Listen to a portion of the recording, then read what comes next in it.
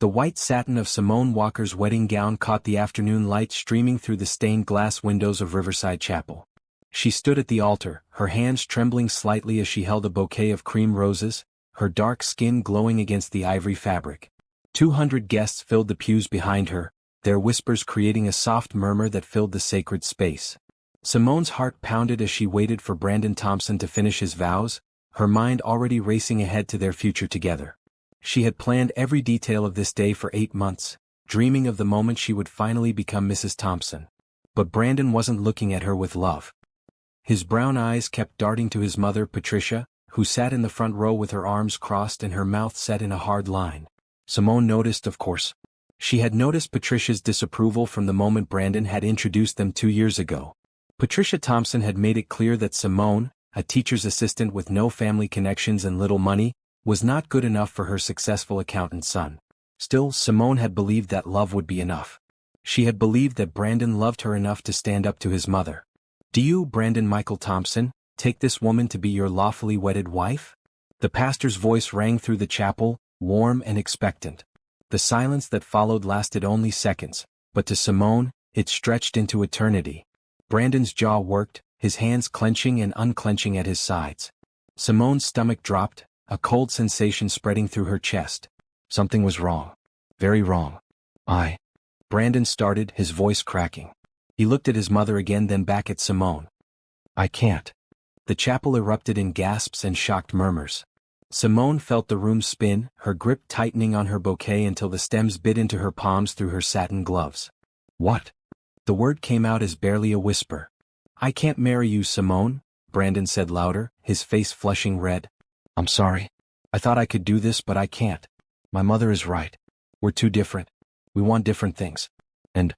He paused, swallowing hard. "There's someone else. Someone I've been seeing for 3 months. Someone my mother approves of." The chapel fell completely silent. Simone stood frozen, unable to process what was happening. This couldn't be real. This had to be a nightmare. But the pitying stares of 200 guests burned into her back, confirming this was happening. "You've been cheating on me?" Her voice was stronger now, disbelief giving way to a crushing pain in her chest. "I'm sorry," Brandon repeated, but he was already backing away from the altar. "I can't do this." He turned and walked down the aisle, his mother standing immediately to follow him, her expression triumphant. The guests sat in stunned silence, nobody quite knowing what to do or say.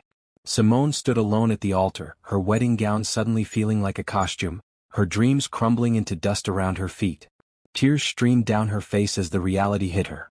She had given up her apartment to move into the home they were supposed to share after the wedding.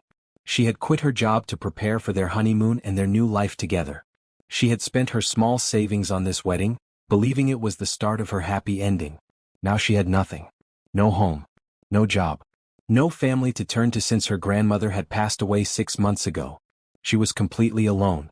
In the third pew on the groom's side sat Christopher Grant, a man who had been invited by a business associate. He was 35 years old, with dark hair graying slightly at the temples and blue eyes that had seen too much loss. His tailored charcoal suit fit perfectly, and beside him sat his 6-year-old twin daughters, Sophie and Grace. Sophie wore a bright red dress with white trim, her blonde hair in pigtails, while Grace wore a matching dress in blue, her hair in a neat braid. Christopher had come to this wedding as a courtesy, expecting a boring afternoon of watching two strangers promise forever to each other. Instead, he had just witnessed a woman's world fall apart. He watched Simone standing alone at the altar, her shoulders shaking with silent sobs, and something twisted in his chest. He knew that kind of devastation. He had felt it 2 years ago when his wife Amanda had died in a car accident, leaving him alone to raise their daughters. "Daddy, why is the pretty lady crying?" Grace whispered, tugging on his sleeve. "The wedding isn't happening, sweetheart," Christopher whispered back, his eyes never leaving Simone's figure. "That's so sad," Sophie added, her voice full of genuine concern. "Can't we help her?" Christopher looked down at his daughters, their innocent faces full of worry for a stranger, and made a decision. Perhaps they could help. Perhaps this woman's tragedy and his need could somehow create something positive. The pastor was trying to dismiss the guests, asking everyone to please exit quietly and give the bride privacy. People began filing out, whispering to each other, some looking back at Simone with pity, others with barely concealed excitement at having witnessed such drama. Simone finally moved, gathering her skirts and running from the altar, disappearing through a side door that led to the chapel's garden. Christopher stood, taking Sophie and Grace by their hands. "Come on, girls. I think we need to talk to that lady." "Really?" Sophie's face brightened. "Can we make her feel better?" "We're going to try," Christopher said, leading them toward the side door. The garden was beautiful in the late afternoon light, with roses blooming in every color and a small fountain bubbling peacefully in the center. Simone sat on a stone bench beneath a willow tree, her face buried in her hands, her shoulders heaving with sobs. Her wedding veil had fallen askew, and the elaborate updo her hair had been styled and was coming loose. Christopher approached slowly, the girl staying close to his sides. "Excuse me," he said softly.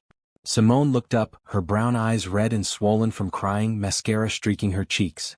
She quickly tried to wipe her face, embarrassment flooding her features. "I'm sorry, I just need a moment alone." "I understand," Christopher said, his voice gentle. "But I have a proposition for you. One that might help us both. Have you ever watched someone's world fall apart right in front of you and wished you could do something, anything to help them? If this story is touching your heart, please subscribe and let me know in the comments what you would have done in Simone's situation. Your support means everything." Simone stared at him, confusion cutting through her grief. "What are you talking about?" Christopher gestured to the bench. "May I sit?" She nodded numbly and he sat down beside her, with Sophie and Grace standing in front of them, their curious eyes fixed on Simone. "My name is Christopher Grant," he began, his voice calm and steady. "These are my daughters, Sophie and Grace. We don't know each other, but I just watched what happened in there, and I think I might have a solution to your immediate problem." Simone wiped her eyes again, trying to compose herself. "I don't have a problem. I just had my heart broken in front of 200 people, lost my home and my future, but I'm fine." The bitterness in her voice was evident. "You're not fine," Christopher said simply. "And that's okay. What that man did to you was cruel and cowardly. But right now you need a practical solution. Where are you going to go when you leave here?" The question hit Simone hard because she had been trying not to think about it. I don't know. I gave up my apartment. My grandmother passed away last year, and I don't have any other family. I suppose I'll find a hotel for tonight and figure something out." "With what money?" Christopher asked gently. "I'm guessing you spent most of your savings on this wedding." Simone's face flushed. "How did you?" "Because that's what people do when they're planning their future," he said. "They invest everything they have into it. I'm not judging you. I'm stating facts so we can move forward with clarity." "Forward to what?" Simone asked, genuinely confused about where this conversation was going. Christopher looked at his daughters, then back at Simone. 2 years ago, my wife Amanda died in a car accident. Sophie and Grace were only 4 years old. Since then, I've been raising them alone with help from my housekeeper, Mrs. Henderson. But girls need a mother figure, someone who can give them the kind of care and attention I can't provide while running my company. Sophie nodded vigorously. "We miss having a mommy." "Daddy tries really hard," Grace added quickly, "but he doesn't know how to braid hair very well, and he can't help us pick out dresses, and sometimes we just want someone to talk to about girl things." Simone felt her heart crack a little more. These beautiful little girls had lost their mother, and here she was drowning in self-pity over a man who didn't deserve her tears. "I've been looking for someone to help with the girls," Christopher continued. "Not just a nanny or a babysitter, but someone who could be a real presence in their lives. Someone kind and patient. Someone who needs a fresh start as much as they need stability." "You want me to be their nanny?" Simone asked slowly. "I want you to be more than that," Christopher said. "I'm proposing an arrangement. You would live in my home, be a mother figure to Sophie and Grace, and in return, you would have security, a comfortable life, and time to figure out what you want to do next. No financial worries. No uncertainty about where you'll sleep or how you'll eat." Simone stared at him, her mind struggling to process this offer. "You don't even know me. I could be anyone. I just watched you stand at that altar with dignity while a coward humiliated you," Christopher said. "I watched you hold yourself together until you could find privacy to fall apart. That tells me you're strong. And the way my daughters are looking at you right now tells me they already sense you're someone special." It was true. Sophie and Grace were both gazing at Simone with hopeful expressions, their small faces so earnest it made her chest tighten. "You're wearing a green dress, Miss Lady," Sophie said suddenly. "Green is my second favorite color after red." "And you have pretty eyes," Grace added. "Like the brown stones at the museum Daddy took us to." Despite everything, Simone felt a small smile tug at her lips. These children were precious. Thank you, sweethearts. But this is a very big decision. Your father is offering me something I never expected. Will you think about it? Christopher asked. I know this is sudden and unusual, but sometimes the best solutions come from unexpected places. You need a home. My daughters need a mother figure. This could work for all of us. Simone looked down at her hands at the engagement ring still on her finger. She pulled it off slowly and held it in her palm. Brandon had given her this ring 6 months ago, promising forever. That promise had lasted exactly until the moment his mother's disapproval became too much for him to bear. She had been so sure that Brandon was her future, but he had thrown her away like she was nothing. Now this stranger, this man she had never met, was offering her security and purpose. It wasn't love or romance. It was practical and straightforward. But it was also kind. He was giving her a lifeline when she was drowning. What would you expect from me? She asked quietly. To care for my daughters as if they were your own, Christopher said. To be present in their lives. To help them grow into strong, confident young women. To be someone they can trust and rely on. And what about you? Simone asked. What would our relationship be? Professional but respectful, Christopher said. I'm not looking for romance. I'm looking for someone who can give my girls what they need. We would live in the same house, share meals, make decisions together about the girls. But there would be no expectations beyond that. Simone took a deep breath. Every logical part of her brain was screaming that this was crazy, that she should find another way, that accepting charity from a stranger was not the answer. But her heart was looking at Sophie and Grace, at their hopeful faces, and feeling something stir inside her. These little girls needed her. And she desperately needed to feel needed right now. If I say yes, she began carefully, I want to be clear about something. I'm not a charity case. I will work hard. I will earn my place in your home. And if at any point this isn't working for you or your daughters, you tell me immediately. I won't stay where I'm not wanted. Christopher nodded. Agreed. And the same goes for you. If you're unhappy or if this arrangement isn't what you expected, you're free to leave. No judgment, no hard feelings. Okay, Simone said, the word coming out stronger than she expected. Okay. I accept. With gratitude. Sophie squealed with delight and threw her arms around Simone's neck, nearly knocking her backward on the bench. Grace was only a second behind her sister, wrapping her small arms around Simone's waist. The spontaneous affection from these two little girls brought fresh tears to Simone's eyes, but these were different tears. These weren't tears of humiliation and loss. These were tears of hope. Christopher stood and extended his hand to Simone. Then let's get you out of here and start fresh. Simone took his hand, letting him help her to her feet. The wedding gown suddenly felt less like a symbol of failure and more like something she was leaving behind. She was stepping out of the life she had planned and into something completely unknown. But for the first time since Brandon had said, I can't, she felt like maybe, just maybe, everything was going to be all right. Do you have belongings you need to collect? Christopher asked practically. My suitcase is in the bride's preparation room, Simone said. I packed it for the honeymoon. Her voice caught on the last word. We'll get it, Christopher said firmly. Girls, stay with Miss Simone while I retrieve her things. He disappeared back into the chapel, leaving Simone alone with Sophie and Grace. The twins immediately began chattering about their house, their rooms, their toys, and all the things they wanted to show her. Their excitement was genuine and infectious, and Simone found herself actually listening, actually engaging, her mind beginning to shift from the past to this unexpected future. Christopher returned 15 minutes later with her suitcase and a garment bag. I also grabbed your purse from the bride's room. The wedding planner was still there, looking quite distressed. I told her you had left and wouldn't be returning. Thank you, Simone said softly. I don't think I could have faced anyone else right now. You don't have to, Christopher said. My car is in the back parking lot. We can leave without seeing anyone.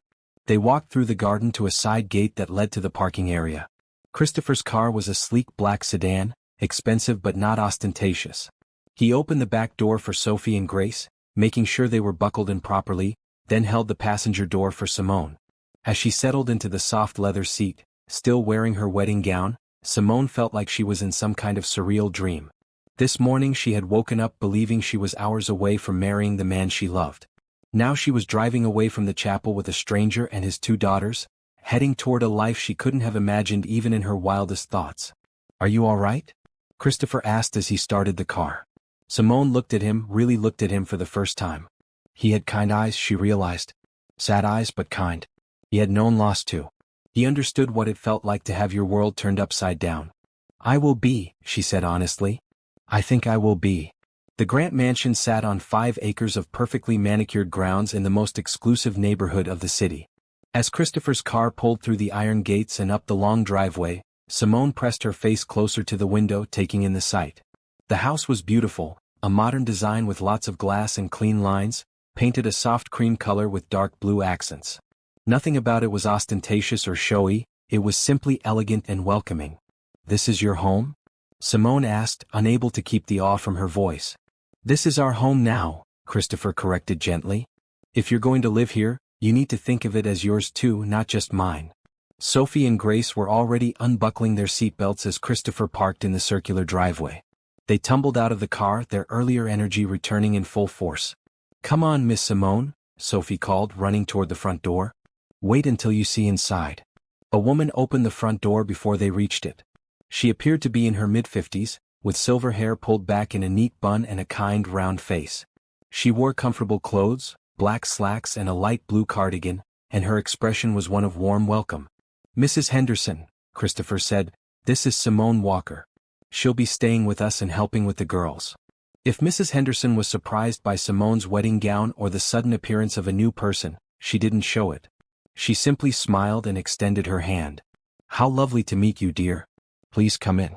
You must be exhausted." The interior of the house was just as beautiful as the exterior. The foyer had high ceilings and large windows that let in streams of natural light.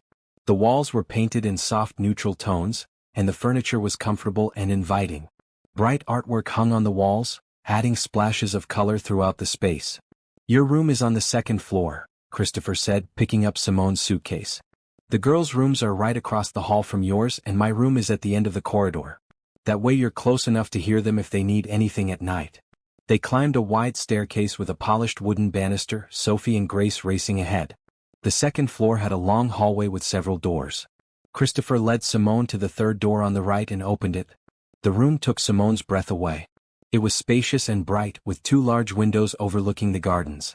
The walls were painted a soft yellow, and the furniture was white with brass hardware. A queen-sized bed dominated one wall, covered in a beautiful quilt in shades of green and yellow. There was a dresser, a desk with a comfortable chair, and a door that led to what appeared to be a private bathroom. "This is beautiful," Simone whispered. "Mrs. Henderson prepared it this afternoon while we were at the wedding," Christopher explained. "I called her from the chapel and told her we would be bringing someone home. She works fast." "I put fresh flowers on the desk," Mrs. Henderson said from the doorway. "And there are towels in the bathroom. If you need anything else, just let me know." "This is more than enough," Simone said, her voice thick with emotion. "Thank you so much." Sophie and Grace appeared in the doorway, bouncing with excitement. "Can we show her our rooms?" Sophie asked. "Let Simone get settled first," Christopher said. "She's had a very long day." "It's all right," Simone said quickly. She needed the distraction, needed to focus on these sweet girls instead of the disaster her day had been. "I'd love to see your rooms."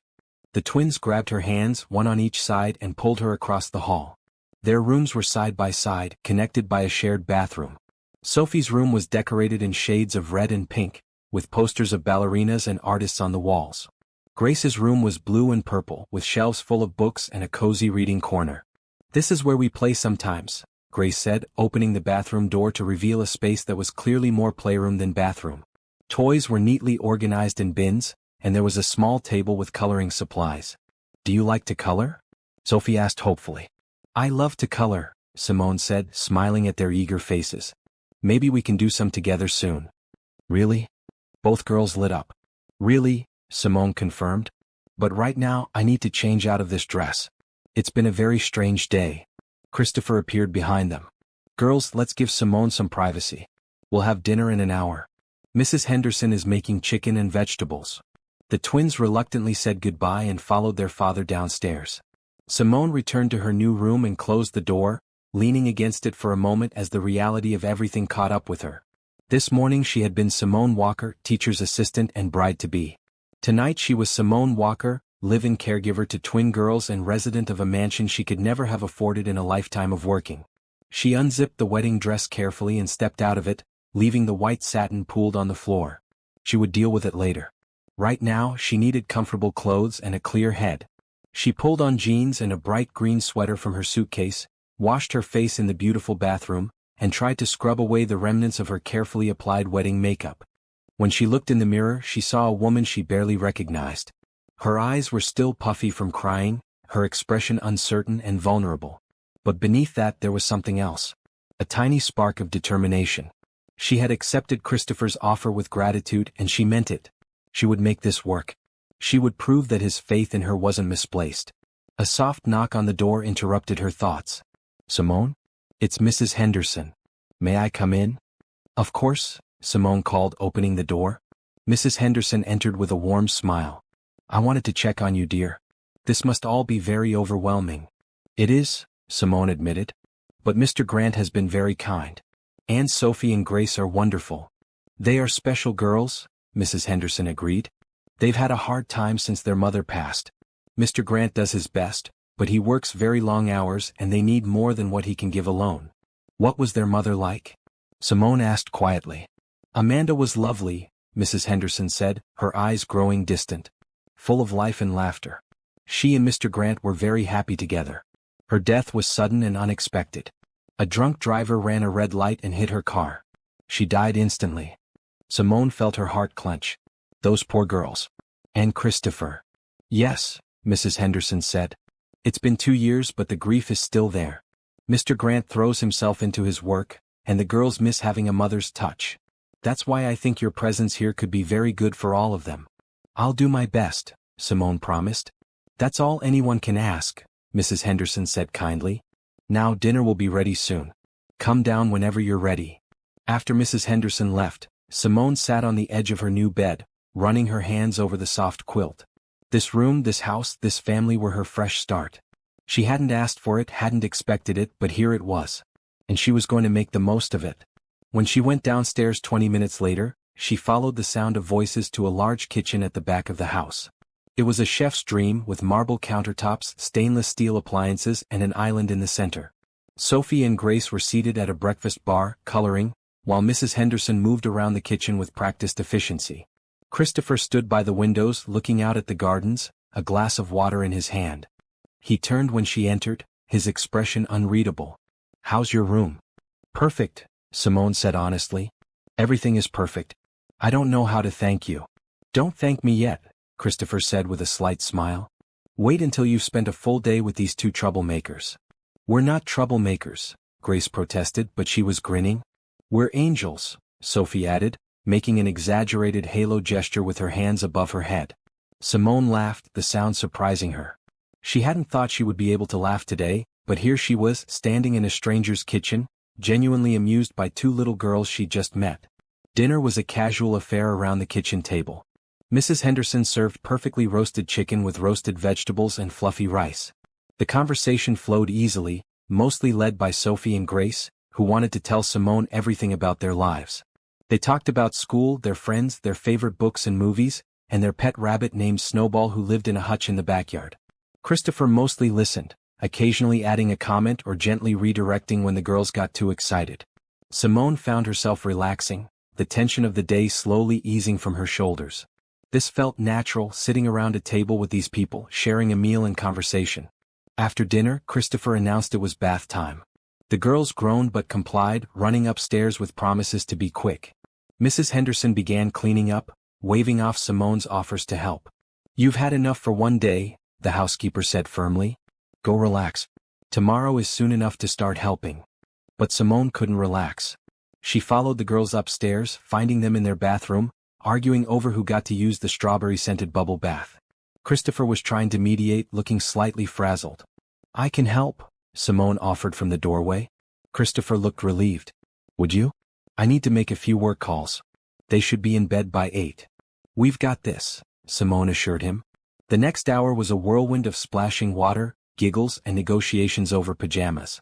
Simone helped both girls wash their hair, listening to their chatter about school and friends. She braided their hair before bed, something Christopher admitted he struggled with, and read them 2 chapters from a book about a girl detective. When she finally tucked them into their beds, Sophie reached up and hugged her. "I'm glad you're here, Miss Simone." "Me too," Grace added sleepily. Simone felt tears prick her eyes again, but these were good tears. I'm glad I'm here too, sweethearts. Sleep well. She turned off their lights and left their doors slightly ajar, the way Christopher had told her they preferred.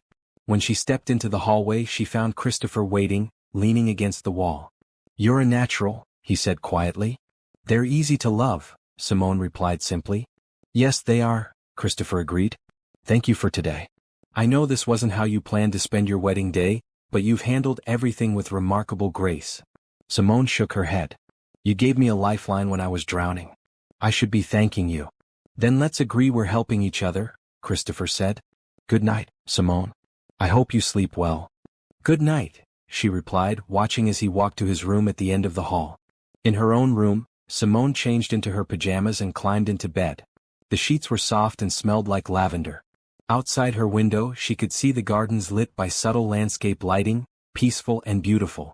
She thought about Brandon, about the wedding that never was, and realized with surprise that she didn't feel the crushing pain she had expected. Instead, she felt tired but hopeful. Maybe this was where she was supposed to be all along.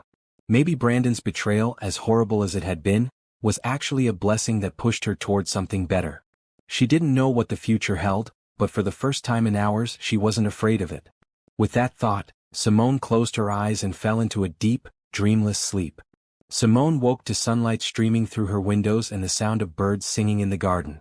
For a moment she was disoriented, not recognizing the yellow walls or the comfortable bed. Then memory flooded back. The wedding. Brandon's betrayal. Christopher's unexpected offer. This was her new life. She checked the clock on the nightstand, 6:30 a.m. In her old life, she would have slept until 8 on a Sunday, but this morning she felt energized, ready to prove herself worthy of the kindness Christopher had shown her. She showered quickly, dressed in comfortable jeans and a bright maroon blouse, and headed downstairs. Mrs. Henderson was already in the kitchen, preparing breakfast. The older woman looked up with a smile when Simone entered. Good morning, dear. Coffee? Please, Simone said gratefully. What time do the girls usually wake up? Around 7 on weekdays for school, a bit later on weekends, Mrs. Henderson replied, pouring a cup of coffee and handing it to Simone. But I hear movement upstairs, so I suspect they'll be down soon. They're excited to have you here. As if on cue, the sound of small feet thundering down the stairs filled the house. Sophie and Grace appeared in their pajamas, hair messy from sleep, faces bright with excitement. You're still here, Sophie said, as if she had been worried Simone might have disappeared overnight. Of course I'm still here, Simone said, setting down her coffee to kneel and hug both girls. I told you I would be. Some people say things they don't mean, Grace said quietly, and Simone heard the echo of loss in that simple statement. I understand, Simone said, looking Grace in the eyes. But I keep my promises. When I say something, I mean it. Christopher appeared in the doorway, already dressed for the day in casual slacks and a blue button-down shirt. Good morning. I see everyone's up early. It's a special morning, Sophie announced. Miss Simone is here for her first full day. Then we should make it a good one, Christopher said. He looked at Simone. I usually take the girls to the park on Sunday mornings if the weather's nice. Would you like to join us? I'd love to, Simone said immediately. After breakfast, they all piled into Christopher's car. The park was beautiful, with wide green spaces, playgrounds, and walking trails. Sophie and Grace ran ahead to the swings, their red and blue jackets bright against the green grass. Simone and Christopher followed at a slower pace. They seem happy, Christopher observed. They're wonderful children, Simone said. You've done a great job with them. I've tried, Christopher said, his voice tight. But I know I'm not enough. I can't be both mother and father to them. You don't have to be, Simone said gently. You're their father, and that's exactly what they need you to be. Everything else we can work on together. Christopher looked at her, something like relief crossing his features. I hope you mean that. I do, Simone assured him. I'm here to help, Christopher. Not to replace anyone, but to add what I can to their lives. They spent 2 hours at the park. Simone pushed the girls on the swings, helped them across the monkey bars, and even joined them on the slide, much to their delight. Christopher watched from a nearby bench, his expression softening as he saw his daughters laughing and playing with genuine joy. On the way home, Sophie fell asleep in the car, her head resting against Grace's shoulder. Grace was trying hard to stay awake but losing the battle. They don't usually tire out this quickly, Christopher said quietly, glancing in the rearview mirror. They were very excited, Simone said. All that energy had to go somewhere. Back at the house, Christopher carried Sophie up to her room while Simone helped Grace. After tucking the girls in for afternoon naps, they returned downstairs to find Mrs. Henderson had the afternoon off and had left sandwiches prepared for lunch. "Do you want to eat outside?" Christopher suggested. "The weather's perfect."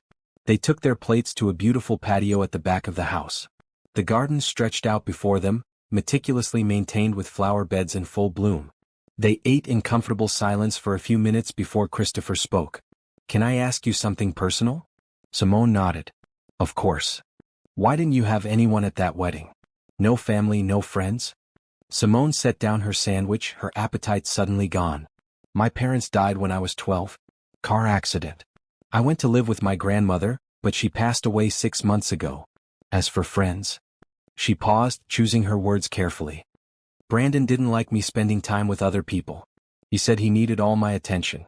By the time I realized he was isolating me, I had already lost touch with everyone I used to know." Christopher's jaw tightened. "He was controlling you." "Yes," Simone admitted quietly. "I didn't see it at the time. I thought he just loved me so much he wanted me all to himself. But looking back, I can see all the warning signs I missed." "I'm sorry you went through that," Christopher said. "But I'm glad you're here now. Sophie and Grace need someone kind and genuine in their lives. And honestly, so do I." Simone looked at him, surprised by the admission. "What do you mean?" "Since Amanda died, I've buried myself in work," Christopher explained. "It was easier than dealing with the grief. But that meant I wasn't really present for the girls. I was there physically, but emotionally I was absent. Watching you with them today, seeing how they respond to you, it's made me realize how much they've been missing." "They love you very much," Simone said. "That's obvious." "And I love them more than anything," Christopher said. "But love isn't always enough. They need someone who can give them the time and attention I can't because of my work." "Then that's what I'll do," Simone said firmly. "I'll be here for them. Always." The next few days fell into a comfortable routine. Simone woke early, helped Mrs. Henderson prepare breakfast, and got Sophie and Grace ready for school. Christopher usually left for work before the girls woke up, but he always returned in time for dinner. They ate together every evening, sharing stories about their days. Simone learned the girls' schedules, their likes and dislikes, their fears and dreams. Sophie was artistic, loving to draw and paint. Grace was bookish, always with her nose in a story. Both of them were smart, funny, and desperately in need of maternal affection. On Wednesday afternoon, Simone picked the girls up from school. It was her first time doing the school run and she was nervous about getting it right. But the girls ran to her with huge smiles when they saw her waiting by the car. "You came," Grace said, hugging Simone tightly. "Of course I came," Simone said, hugging her back. "I told you I would." "Some of the other kids asked who you were," Sophie said as they drove home. "We said you were our special friend who lives with us. Is that okay?" Grace asked anxiously. "We didn't know what else to say." "That's perfect," Simone assured them. "I am your special friend. And maybe someday if you want you can call me something else. But there's no rush. We have all the time in the world to figure out what feels right." That evening at dinner, Sophie brought up the conversation. "Miss Simone said we could call her something different someday. What should we call her?" Christopher looked at Simone, his expression questioning. "I just meant that as we all get more comfortable with each other, they can choose how they want to address me," Simone explained. "Miss Simone is fine for now. What did you call your grandmother?" Christopher asked. "Grammy," Simone said, smiling at the memory. "She loved that." "Could we call you something with a special name?" Grace asked thoughtfully. "Like Miss Money? That's almost like Grammy." "Miss Money," Simone repeated, testing the sound of it. "I like that. If you want to call me Miss Money, I would be honored." From that day forward, Simone became Miss Money to Sophie and Grace. The name felt right, a bridge between formality and family, acknowledging that she was becoming someone important in their lives without trying to replace their mother. By the end of her first week, Simone felt like she had always lived in the Grant mansion. She knew which drawer held the girls' hair accessories, which books they liked to read before bed, and how to tell when they were getting tired or overwhelmed. She helped with homework, mediated arguments, and kissed scraped knees. She was finding her place in this family and it felt good. It felt right. On Friday evening, after the girls were in bed, Christopher found Simone in the living room, curled up on the couch with a book. He sat down in the chair across from her. "I wanted to thank you," he said. "This week has been different. Better. The girls are happier and the house feels more like a home." "I'm just doing what you asked me to do," Simone said. No, Christopher said, shaking his head. You're doing more than that. You're giving them something I couldn't. You're giving them stability and affection without expecting anything in return. They make it easy, Simone said honestly. They're such good kids. They are, Christopher agreed. And you're a good person. I'm grateful every day that I walked into that garden and found you. Simone felt warmth spread through her chest. I'm grateful too. You saved me, Christopher. I don't know where I would be right now if you hadn't made that offer. You would have figured something out, Christopher said. You're stronger than you think. Maybe, Simone said. But I'm glad I didn't have to figure it out alone. They sat in comfortable silence for a while, both reading, the quiet broken only by the soft ticking of the clock on the mantel. It felt peaceful, Simone thought. It felt like family. And for the first time since her grandmother had died, she didn't feel alone in the world. Later that night, as she got ready for bed, Simone caught her reflection in the bathroom mirror. She looked different than she had a week ago.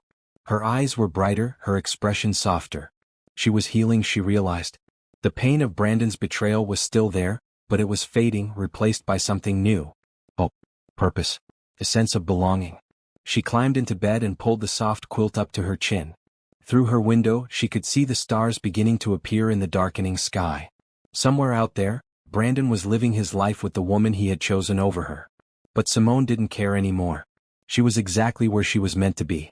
3 months passed in a blur of school routines, weekend activities, and quiet family dinners.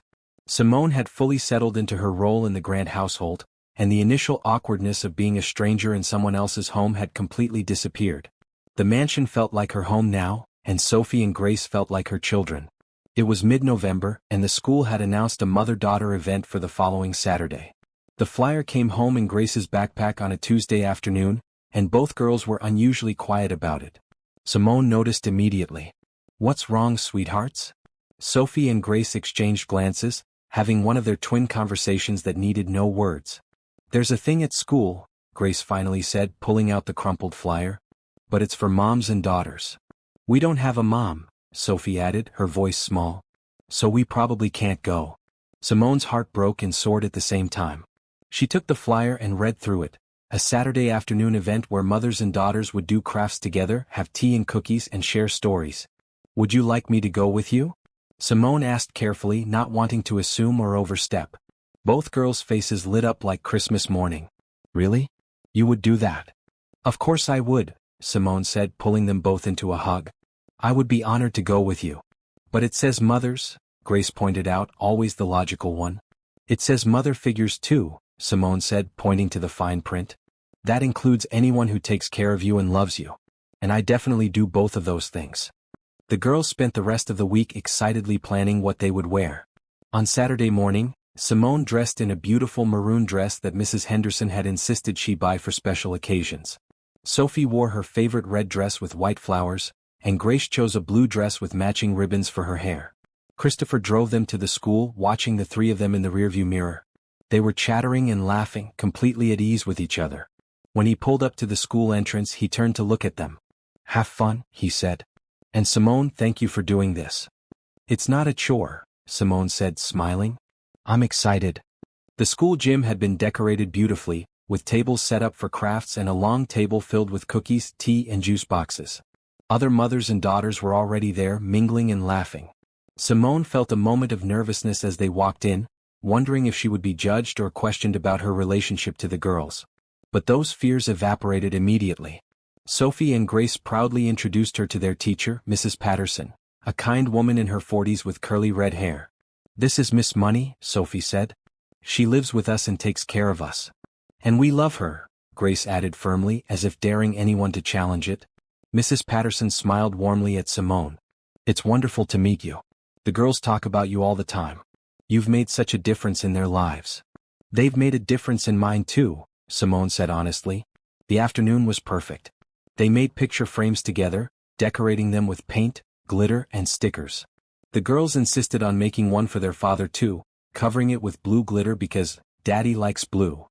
During the tea portion, mothers and daughters were invited to share something they loved about each other. When it was their turn, Sophie spoke first. "I love that Miss Money always listens to us," she said. "Even when we're being silly." "I love that she reads to us every night," Grace added. and that she's teaching us how to braid hair." Then they both looked at Simone expectantly. She felt tears prick her eyes but kept her voice steady. "I love how kind and creative you both are," Simone said. "I love your laughter and your curiosity. And I love being part of your lives." Several other mothers were dabbing at their eyes, clearly moved by the obvious affection between Simone and the twins. As the event wound down, multiple women approached Simone, complimenting her on the girls' manners and expressing admiration for the bond they clearly shared. On the drive home, with Christopher behind the wheel again, Sophie and Grace couldn't stop talking about their afternoon. They showed him the picture frames, explaining in detail how they had made them. Christopher listened patiently, glancing occasionally at Simone with an expression she couldn't quite read.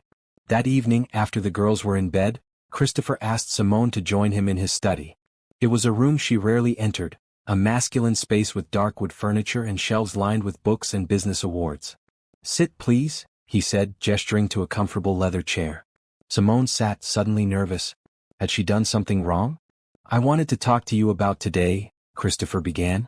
He was standing by the window, his back to her. "Mrs. Patterson called me this afternoon." Simone's stomach dropped. "If I overstepped, I'm so sorry. I should have asked you first if it was appropriate for me to go to a mother-daughter event." Christopher turned around, and she was surprised to see his eyes were slightly red, as if he had been crying. "She called to tell me that she's never seen Sophie and Grace so happy. She said the bond between the three of you is beautiful and genuine. She wanted me to know how lucky my daughters are to have you in their lives." "Oh," Simone said, relief washing over her.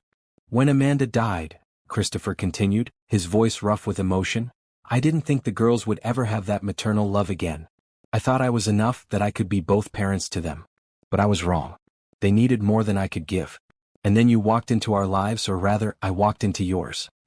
He moved to sit in the chair next to hers, turning to face her directly. "What I'm trying to say very badly is thank you. Thank you for loving my daughters. Thank you for being patient with them and with me. Thank you for making this house feel like a home again." "You don't need to thank me," Simone said softly. "I love those girls. They've given me just as much as I've given them." "I know," Christopher said. "I can see it. The way you light up when they come home from school. The way you celebrate their small victories and comfort them when they're sad. You're not just taking care of them because it's your job. You genuinely love them." "I do," Simone confirmed. "More than I ever thought possible." Christopher reached over and took her hand, the gesture surprising them both. "I want you to know that you're not just an employee here. You're family. You're part of this family now, and I hope you'll stay for a long time." Simone felt tears slip down her cheeks. "I'm not planning on going anywhere." They sat like that for a while, hands clasped, both processing the emotions of the day. Finally, Christopher released her hand and stood. "Get some rest," he said. "The girls will want to show you their picture frames again tomorrow." Simone laughed through her tears. "I'm sure they will." As she headed upstairs, she paused to look at the pictures on the wall. There was one of Amanda with the girls when they were babies, her face radiant with joy. Simone sent a silent prayer to the woman she had never met. "Thank you for loving them first. I promise I'll take good care of them." The next few weeks brought more changes. Christopher started coming home earlier from work, wanting to spend more time with his daughters.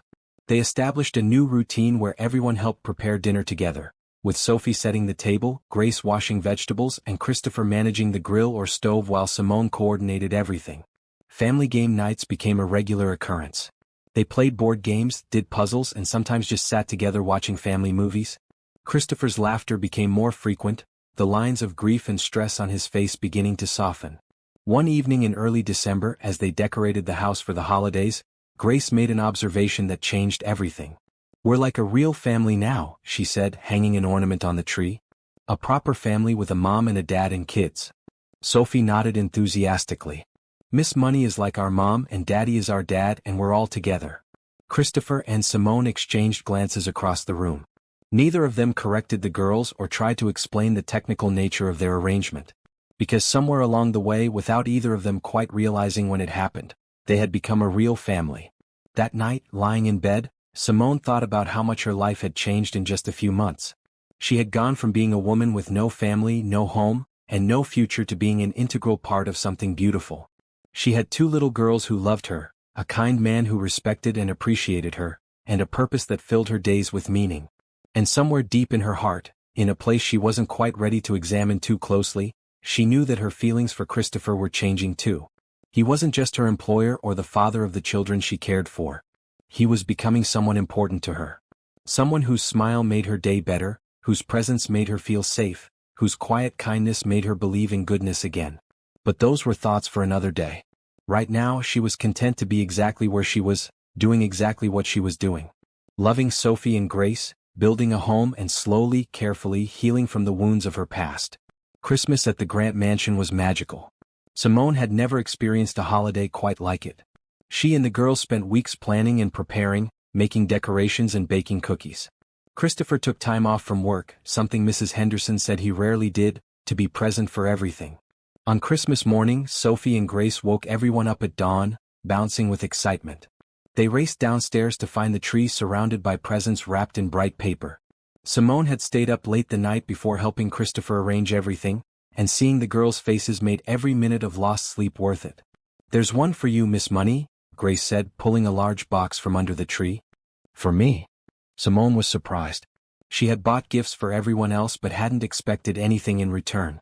"Open it," Sophie urged, practically vibrating with anticipation. Inside the box was a beautiful coat in a deep green color, soft and warm. Simone ran her hands over the fabric, overwhelmed. It was exactly her size and style, practical yet elegant. "We picked it out," Grace said proudly. "Daddy took us shopping and we said you needed a new coat because yours is too thin." "It's perfect," Simone said, her voice thick with emotion. "Thank you all so much."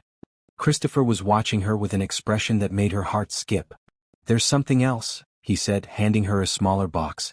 Inside was a delicate silver bracelet with 3 charms, 2 small hearts engraved with S and G for Sophie and Grace, and 1 larger heart with family engraved on it. "So you always remember that you belong with us," Christopher said quietly. Simone couldn't hold back her tears. She hugged Sophie and Grace tightly, then surprised herself and Christopher by hugging him too. He stiffened for just a moment before his arms came around her, holding her close. It lasted only a few seconds, but Simone felt something shift in that brief embrace. A connection, a possibility she hadn't allowed herself to consider before. The week between Christmas and New Year's was quiet and peaceful. Christopher stayed home from work, and they spent their days doing simple things. Building snowmen in the garden, watching movies, playing games and cooking together. It felt like a real family vacation, and Simone found herself wishing it would never end. One evening, after the girls were asleep, Christopher asked Simone to join him for tea. They sat in the living room, the Christmas tree lights providing a soft glow, the fire crackling in the fireplace. "I've been thinking," Christopher began, cradling his mug in his hands, "about this arrangement we have." Simone's heart sank. Was he going to end this? Had she done something wrong? "It started as something practical," he continued. "A solution to both our problems. But it's become something more, hasn't it?" "Yes," Simone said carefully, not sure where he was going with this. "The girls love you," Christopher said. "That's obvious. But I've realized something else." He paused, seeming to struggle with his words. "I value you. Not just for what you do for Sophie and Grace but for who you are. Your kindness, your patience, your strength. You've brought life back into this house. You've brought joy back into our lives. You've all done the same for me," Simone said softly. "I was lost when you found me. Broken. You gave me a reason to wake up every morning, a purpose, a family. I'll always be grateful for that." "Grateful," Christopher repeated, something flickering across his face. "Is that all you feel?" Simone looked at him, really looked at him, and realized this was a turning point. She could play it safe, keep things as they were, protect herself from potential hurt. Or she could be honest. "No," she said quietly. "That's not all I feel." Christopher set down his mug and moved closer to her on the couch. "What else do you feel?" "I feel like I've found my place in the world," Simone said, her words coming faster now. "I feel like Sophie and Grace have become my daughters in every way that matters. And I feel like you've become." She paused, gathering courage. "You've become important to me. More important than I ever expected." "Important how?" Christopher pressed gently. "I look forward to seeing you every day," Simone admitted. "I think about you when you're at work. I notice when you smile, when you laugh. I care about your happiness not just because you're my employer or the father of the girls I love, but because you're you." Christopher reached out and took her hand the same way he had months ago in his study, but this felt different. More weighted with possibility.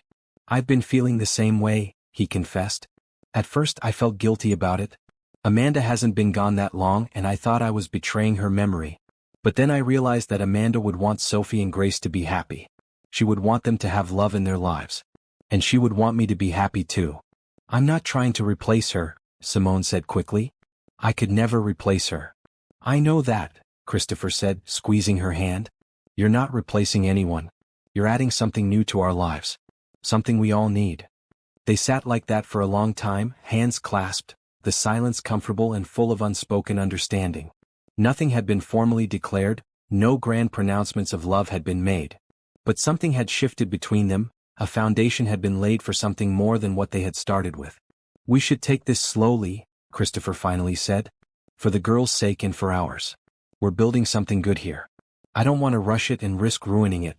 I agree, Simone said. Slow is good. Careful is good. But you should know, Christopher added, that when I look at you, I don't see my employee or my daughter's caregiver. I see a woman I respect and admire. A woman I'm starting to care for deeply. Simone's heart felt like it might burst from her chest. I see you the same way. I see a good man, a wonderful father, and someone I'm grateful to have in my life. They said goodnight soon after, both needing time to process what had been acknowledged between them.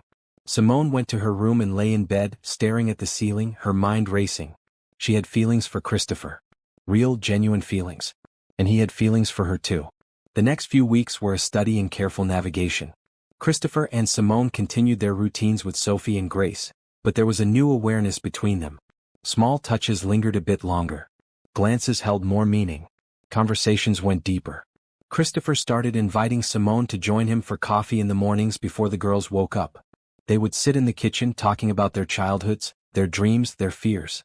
Simone learned that Christopher had built his tech company from nothing, working 18-hour days for years to make it successful. She learned that he blamed himself for Amanda's death because she had been out buying groceries they needed when the accident happened. It wasn't your fault, Simone told him gently. You can't control everything that happens. Logically, I know that, Christopher said. But grief isn't logical. No, Simone agreed. It's not. But it does eventually ease, even if it never completely goes away. They talked about her life too. About losing her parents so young, about her grandmother's kindness in raising her, about Brandon's betrayal. I thought I loved him, Simone said one morning. But now I realize I was more in love with the idea of having a family again. I was so lonely after Grammy died. Brandon offered me something to hold on to, and I grabbed it without really looking at who he was. Do you still think about him? Christopher asked. Sometimes, Simone admitted. But not with longing or sadness. More with gratitude that he showed his true colors before I actually married him. If he had waited until after the wedding to betray me, I would never have ended up here with you and the girls. Christopher smiled. I'm grateful for that too. Valentine's Day approached, and Sophie and Grace were excited about making cards at school. The Friday before the holiday they came home with bags full of candy and homemade valentines from their classmates. We made special ones for you and Daddy, Sophie said, handing Simone and Christopher each a card. Simone's card was covered in glitter and hearts, with, "We love you Miss Money" written in careful child's handwriting. Christopher's was similar, though his said "Best Daddy Ever" in matching letters. These are beautiful, Simone said, hugging both girls. I'll treasure them forever. That evening, after the girls were in bed, Christopher gave Simone a small wrapped box. Happy Valentine's Day, he said, looking almost nervous. Inside was a simple gold necklace with a small pendant shaped like a house. It was perfect, not overly romantic or presumptuous, but meaningful. Home, Christopher explained. That's what you've given us. A real home. I didn't get you anything, Simone said, feeling embarrassed. You give me something every day, Christopher said. Your presence, your care for my daughters, your laughter. That's more than enough. Simone fastened the necklace around her neck, where it settled perfectly just below her collarbone. Thank you. For everything. They were standing close, closer than usual, and Simone found herself noticing details about Christopher she had tried to ignore before. The way his eyes crinkled at the corners when he smiled. The small scar on his chin from a childhood accident. The way his presence made her feel safe and valued. Simone, he said softly. Yes. May I kiss you? Her heart raced. This was it, the moment that would change everything between them. She could say no, keep things as they were, safe and comfortable. Or she could take this leap and see where it led. Yes, she whispered. Christopher cupped her face gently with both hands and leaned in slowly, giving her time to change her mind. When his lips met hers, it was soft and sweet, a question and an answer all at once. Simone felt warmth spread through her entire body, a feeling of rightness and belonging. When they pulled apart, Christopher rested his forehead against hers. "I've wanted to do that for weeks." "So have I," Simone admitted. They stood like that for a moment longer before stepping back, both aware that this was new territory that needed to be navigated carefully. "We should probably talk about what this means," Christopher said. "Tomorrow?" Simone suggested. "Tonight, let's just enjoy this moment." Christopher smiled and kissed her forehead gently. "Tomorrow then." "Good night, Simone." "Good night, Christopher." As Simone got ready for bed, she couldn't stop smiling. Everything had changed tonight and yet nothing had. She was still in the same house, caring for the same children, living the same life. But now there was a new dimension to it, a possibility of something more. Something beautiful. She touched the house pendant on her necklace and thought about how far she had come from that terrible day at the chapel. Brandon's rejection, which had felt like the end of her world, had actually been the beginning of something better than she could have imagined. She had found a home, a family, and now maybe she was finding love too. Real love. The kind that grew slowly from friendship and respect and shared experiences. The kind that was built on a foundation of trust and genuine caring. Not the desperate, lonely love she had felt for Brandon, but something deeper and more lasting. As she drifted off to sleep, Simone felt more content than she ever had in her life. Whatever tomorrow brought, whatever conversations needed to happen and decisions needed to be made, she knew one thing for certain. She was exactly where she belonged. Spring arrived with a burst of color in the Grant Gardens. Sophie and Grace spent their afternoons exploring outside, making flower crowns and chasing butterflies. Simone often joined them, her laughter mixing with theirs as they played simple games and enjoyed the warm weather. Christopher had been more relaxed than Simone had ever seen him. The kiss on Valentine's Day had led to more conversations, more stolen moments when the girls were occupied or asleep.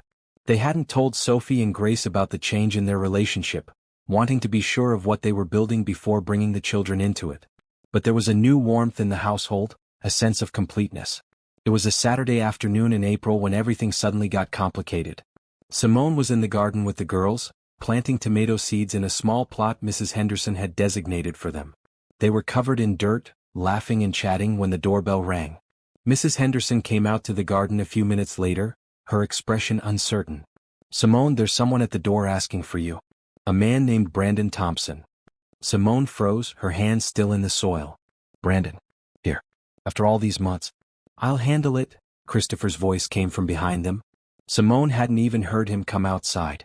His expression was stormy.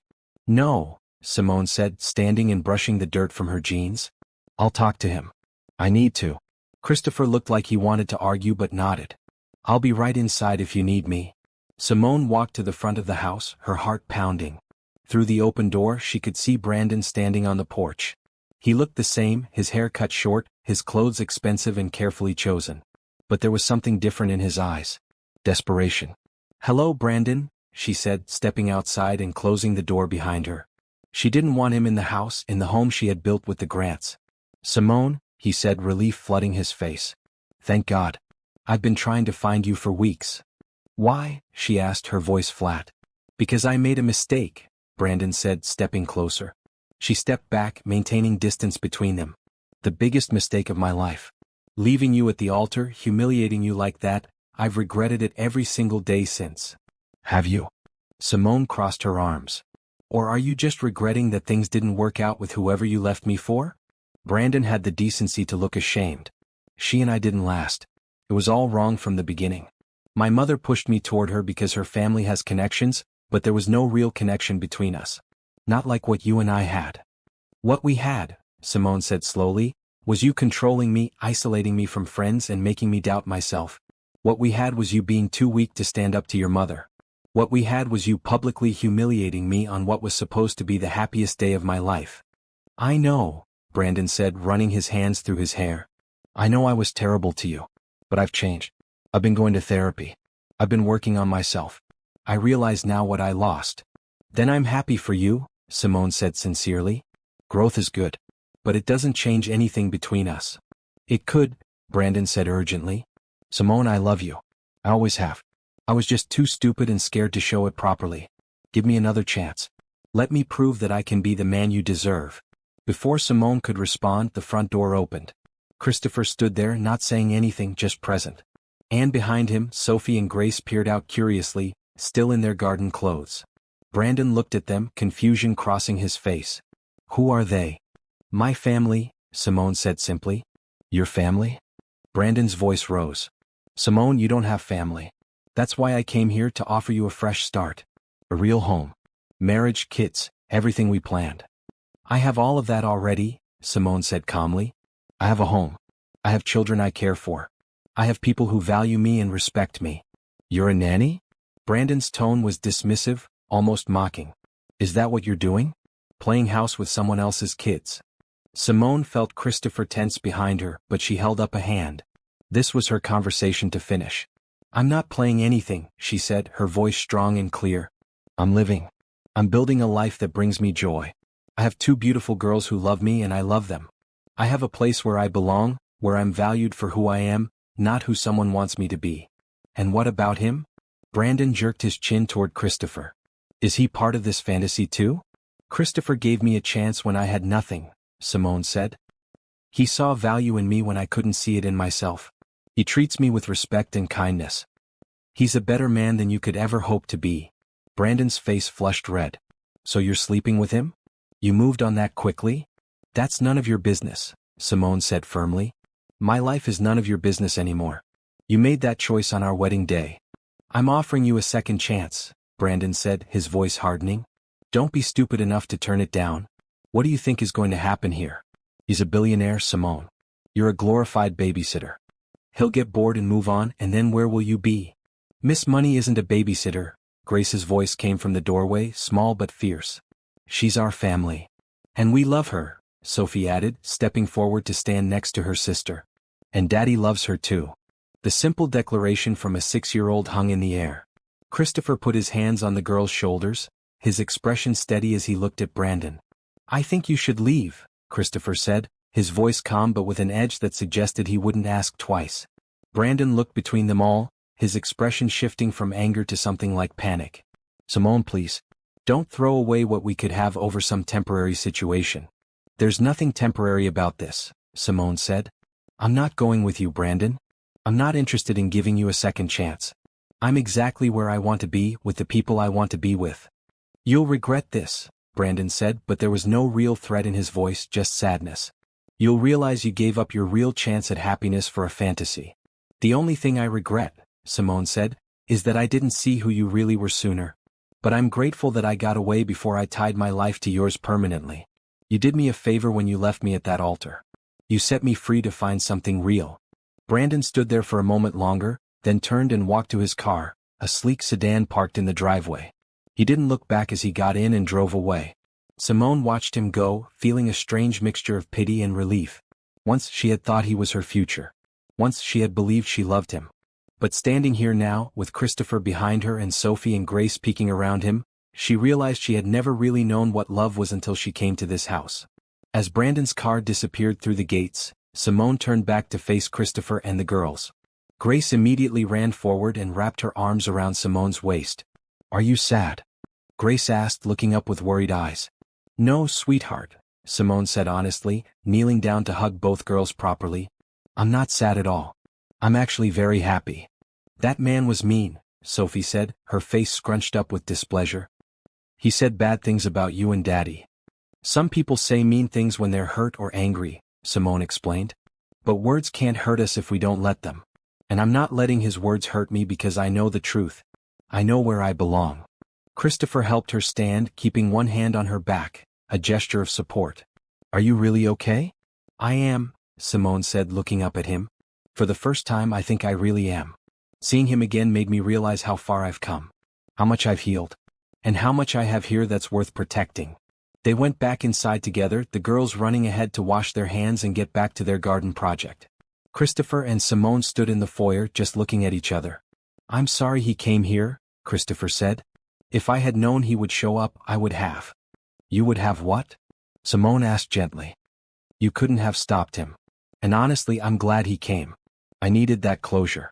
I needed to see him again and realize that I feel nothing for him. No love, no longing, not even anger. just indifference. He wasn't wrong about one thing, Christopher said quietly. Simone tensed. What? The girls and I do love you, Christopher said, his voice rough with emotion. Sophie said it out loud, but we all feel it. You've become essential to our lives, to our happiness. And I know this wasn't what we agreed to at the beginning, but feelings don't follow contracts or arrangements. I love you too, Simone said, the words coming easily because they were simply true. I love Sophie and Grace with all my heart. And I love you, Christopher. Not because you gave me a home or security, but because of who you are. Because of how you treat your daughters, how you treat me, how you try to do the right thing even when it's hard. Christopher pulled her close, holding her in a tight embrace. I was terrified when I saw him at the door. Terrified that you might leave, that you might choose him over us. Never, Simone said fiercely. I would never choose him over this. Over you. Over our family. Our family, Christopher repeated as if testing the words. I like the sound of that. What would you do if your past showed up at your door trying to reclaim what they threw away? Would you have the strength to walk away from what you once wanted for what you truly need? If this story is resonating with you, hit that subscribe button and comment below about a time you chose your present happiness over past mistakes. So do I, Simone said, pulling back to look at him. So what happens now? Now, Christopher said, we keep building what we've started. We take our time, we include the girls in our decisions, and we see where this goes. But I want you to know that this is real for me. You're not a convenient solution or a temporary arrangement anymore. You're the woman I'm falling in love with. Falling? Simone asked with a small smile. Okay, have fallen, Christopher amended. Deeply, completely fallen in love with. They kissed then, not a tentative first kiss like on Valentine's Day, but a kiss full of promise and possibility. A kiss that said they were choosing each other, consciously and deliberately, despite the unconventional way they had come together. When they finally broke apart, they could hear Sophie and Grace calling from the garden, wanting them to come see the progress they had made on the tomato planting. Christopher took Simone's hand, lacing their fingers together, and they walked through the house and out to where the girls waited. As Simone knelt back down in the dirt beside Sophie and Grace, helping them carefully cover the seeds they had planted, she felt a profound sense of peace. Brandon had tried to pull her back into a past that would have made her miserable. But she had stood firm. She had chosen her present and her future. She had chosen love. Real, honest, genuine love. And it felt absolutely right. 2 weeks after Brandon's unwelcome visit, Christopher made an announcement at dinner. My mother is coming to visit next weekend, he said, his tone careful. She wants to meet Simone properly. Sophie and Grace cheered. Grandma Eleanor, they said in unison. Simone felt her stomach drop. She had known this moment would come eventually. Christopher's mother, Eleanor Grant, had been traveling abroad for the past 6 months and hadn't been around during Simone's first months with the family. But now she was returning, and Simone would have to face the scrutiny of a woman who might not approve of the arrangement between her and Christopher. Don't worry, Christopher said, reading her expression. My mother is reasonable. She'll see how good you are for the girls. And if she doesn't? Simone asked quietly. Then that's her problem, not ours, Christopher said firmly. You're part of this family, and nothing my mother says or thinks will change that. But Simone still worried. She spent the week cleaning the already spotless house, planning menus, and trying to prepare for every possible scenario. Mrs. Henderson tried to reassure her, telling her that Eleanor Grant was fair-minded and would judge based on what she saw, not on preconceptions. Eleanor Grant arrived on Saturday afternoon in a chauffeur-driven car. She was a tall woman in her early 60s, impeccably dressed in a tailored cream pantsuit, her silver hair cut in a stylish bob. Everything about her spoke of wealth and refinement. Simone, wearing a bright blue dress, felt suddenly inadequate. Sophie and Grace ran to their grandmother immediately, hugging her and chattering about everything that had happened since they last saw her. Eleanor embraced them warmly, her stern expression softening as she listened to their excited voices. And this is Miss Money, Sophie said, pulling Simone forward. She lives with us and takes care of us, and we love her so much. It's wonderful to meet you, Mrs. Grant, Simone said, extending her hand. Eleanor shook it, her grip firm, her eyes assessing. Please call me Eleanor. Mrs. Grant makes me feel ancient. They all went inside, and Eleanor settled into the living room with a cup of tea. Christopher sat beside her, the girls on the floor at her feet, and Simone perched on the edge of a chair, feeling like she was being interviewed for a job she already had. Tell me about yourself, Simone, Eleanor said. It wasn't a request. Simone took a breath and did her best. She explained about losing her parents young, being raised by her grandmother, working as a teacher's assistant. She carefully glossed over the details of her failed wedding, simply saying she had met Christopher at a difficult time in her life and he had offered her an opportunity. "And what exactly is your role here?" Eleanor asked, her tone neutral. "I help care for Sophie and Grace," Simone said. "I make sure they get to school, help with homework, attend their activities. I try to provide them with the attention and affection they need." "Isn't that what nannies do?" Eleanor asked pointedly. "Miss Money isn't a nanny," Grace said, her voice firm. "She's family. She reads to us every night," Sophie added. "And she came to our mother-daughter event at school. And she helps us with our hair and our clothes and listens when we're sad." Eleanor looked at her granddaughters, then at Christopher, who was watching the exchange with tension in his shoulders. "I see," Eleanor said slowly. "And Christopher, what is your perspective on this arrangement?" "Simone has become essential to our family," Christopher said carefully. "The girls love her and she loves them. She's brought happiness back into this house." "Just happiness?" Eleanor asked, raising an eyebrow. Christopher met his mother's gaze steadily. "Simone and I have developed feelings for each other. We're taking things slowly, but I wanted you to know that she's more than just someone who helps with the children. She's important to me." The room fell silent. Sophie and Grace looked between the adults, sensing the importance of the moment but not quite understanding it. "I see," Eleanor said again. "And how long has this been going on?" "Mother," Christopher said, a warning in his voice. "No, it's all right," Simone said quietly. "You have a right to know. You love your son and your granddaughters. You want to make sure they're being cared for properly." She looked at Eleanor directly. "Christopher and I started developing feelings for each other a few months after I moved in. We've been very careful not to confuse Sophie and Grace, and we've made sure that whatever happens between us adults, the girls' well-being comes first." "And what if things don't work out between you?" Eleanor asked. "What happens to the girls then? They lose another mother figure?" The question was harsh but fair. It was the same question that kept Simone awake some nights. "I can't promise that nothing will ever go wrong," Simone said honestly. "Life doesn't work that way. But I can promise that I love Sophie and Grace with everything I have. Even if things somehow didn't work out between Christopher and me, I would never just disappear from their lives. They're my family now, and family doesn't abandon each other." Eleanor studied her for a long moment, then turned to her son. "Christopher, could you take the girls outside for a bit? I'd like to speak with Simone alone." Christopher hesitated, clearly not wanting to leave Simone to face his mother alone. But Simone nodded at him and he reluctantly stood. "Come on girls. Let's go check on those tomato plants." Once they were alone, Eleanor's expression softened slightly. "You must think I'm a terrible person interrogating you like this." "No," Simone said. "I think you're a grandmother who wants to protect her family." "You're right about that," Eleanor said. "After Amanda died, I watched my son and granddaughters suffer through the worst pain imaginable." Christopher shut down emotionally. The girls became so quiet and withdrawn. It broke my heart. I had to leave for Europe for business, and I felt guilty ever since for not being here when they needed me. "They understand," Simone said gently. "Christopher told them you had to work. They know you love them.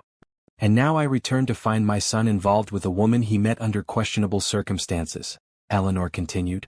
"A woman who moved into his home days after meeting him. You must understand my concern." "I do," Simone said. "If I were in your position I would be concerned too. But I want you to know that I didn't come here with any ulterior motives. I was broken and lost and Christopher offered me a lifeline. I will always be grateful for that. But what's grown between us is real. It's not about his money or his house or any of that. It's about genuine connection and respect and love." "And the girls?" Eleanor asked. "How do they really feel about you? Why don't you watch us together?" Simone suggested. "Not right now but over the next few days. See how we interact. Talk to Sophie and Grace when I'm not around. See if they're genuinely happy or just being polite. You'll get your answer that way better than from anything I could tell you." Eleanor nodded slowly. "That's a fair proposal. I'm staying for a week. I'll observe and make my own judgments." "That's all I ask," Simone said. Over the next few days Eleanor did exactly that. She watched as Simone helped the girls get ready for school, praising their outfit choices and carefully braiding their hair. She observed dinner preparations, noting how naturally Simone worked with Christopher, anticipating what he needed without being asked. She saw bedtime routines, the careful attention Simone paid to each girl's preferences and needs. On Wednesday, Eleanor took Sophie and Grace out for lunch, just the three of them. When they returned, both girls were chattering happily, and Eleanor wore a thoughtful expression. That evening, after the girls were in bed, Eleanor asked to speak with Christopher and Simone together. They gathered in Christopher's study, and Simone felt her heart racing. "I've spent the past few days observing," Eleanor began, "and I've talked extensively with Sophie and Grace. I want you both to know what I've concluded." Simone braced herself for criticism or demands that she leave. "You're good for them," Eleanor said simply. "The girls are happy, genuinely happy. They laugh easily, they're affectionate and open. They trust you, Simone. And that's not something that can be faked or forced." Simone felt tears spring to her eyes. "I also see how you and Christopher are together," Eleanor continued. "There's respect there. Partnership. You support each other. And most importantly, you both put the girls first. That's what matters most." "Thank you, Mother," Christopher said, relief evident in his voice. "I'm not finished," Eleanor said, holding up a hand. "I need to say something to Simone directly." She turned to face her. "I was wrong to come here with suspicions and doubts. You've proven yourself to be exactly what this family needed. A kind, loving woman who genuinely cares for my granddaughters. I hope you'll forgive an old woman's protective instincts." "There's nothing to forgive," Simone said, wiping her eyes. "You were protecting your family. I respect that." "I have one request," Eleanor said. "Whatever happens between you and Christopher romantically, please don't hurt those girls. They've already lost one mother. They couldn't bear to lose another." "I promise," Simone said firmly. "I will never willingly hurt Sophie and Grace. They're my family and I'm committed to them for life." Eleanor stood and, to Simone's surprise, pulled her into a hug. "Welcome to the family, dear. Officially." The rest of Eleanor's visit passed in a much more relaxed atmosphere. She told stories about Christopher's childhood, showed the girls old photos, and even helped with some of the cooking. By the time she left at the end of the week, she had embraced Simone fully as part of the Grant family. "Call me if you need anything," Eleanor told Simone at the door. "And don't let my son work too much. He has a tendency to bury himself in the office." "I'll make sure he comes home on time," Simone promised. After Eleanor left, Christopher found Simone in the garden, where she had gone to decompress after the intensity of the week. "You survived my mother," he said, sitting beside her on the bench. "She's wonderful," Simone said. "Intimidating but wonderful." "She gave us her blessing," Christopher said. "That means more than you know. My mother's opinion is important to me, and having her approve of us makes this feel more real somehow." "It does," Simone agreed. "Like we're not just building something in isolation but creating something that can connect with your whole family." "Our whole family," Christopher corrected gently. "You're part of that family now. My mother said so herself." Simone leaned her head on Christopher's shoulder, feeling content and at peace. Every obstacle that had seemed insurmountable was being overcome. Every test was being passed. She and Christopher were building something real, something lasting, and they had the support of the people who mattered most. "I love you," she said softly. "I love you too," Christopher replied, kissing the top of her head. "And I'm grateful every day that I walked into that garden and found you." "Best decision you ever made?" Simone asked, smiling. "Absolutely," Christopher confirmed. "Best decision I ever made." Summer arrived, and with it came an unexpected crisis. Christopher had been working longer hours, coming home later and more stressed than Simone had ever seen him. He tried to hide it from Sophie and Grace, plastering on smiles during dinner and playtime, but Simone could see the tension in his shoulders, the worry in his eyes. One evening in July, after the girls were asleep, Simone found Christopher in his study, staring at his computer screen with his head in his hands. "Christopher?" she said softly from the doorway. "What's wrong?" He looked up and she was shocked to see how exhausted he looked. "There's a problem at work. A big one." Simone entered the room and closed the door behind her. "Tell me." Christopher sighed deeply. "There's a hostile takeover attempt. A larger tech company has been buying up shares of my company through shell corporations. I didn't realize what was happening until it was almost too late. Now they're trying to force me out of my own company." "Can they do that?" Simone asked, sitting in the chair across from his desk. "If they get enough shares, yes," Christopher said. "I'm fighting it, but it's costing millions in legal fees. And even if I win, the company might be so damaged by the fight that it won't matter." "How long has this been going on?" Simone asked. "A few months," Christopher admitted. "I didn't want to worry you." "I'm part of this family," Simone said firmly. You don't have to carry everything alone anymore. Let me help. There's nothing you can do, Christopher said, but his voice was gentle, not dismissive. This is a business problem that requires business solutions. Maybe I can't help with the business side, Simone said. But I can help with everything else. I can make sure the home stays peaceful. I can keep Sophie and Grace happy and unaware of the stress.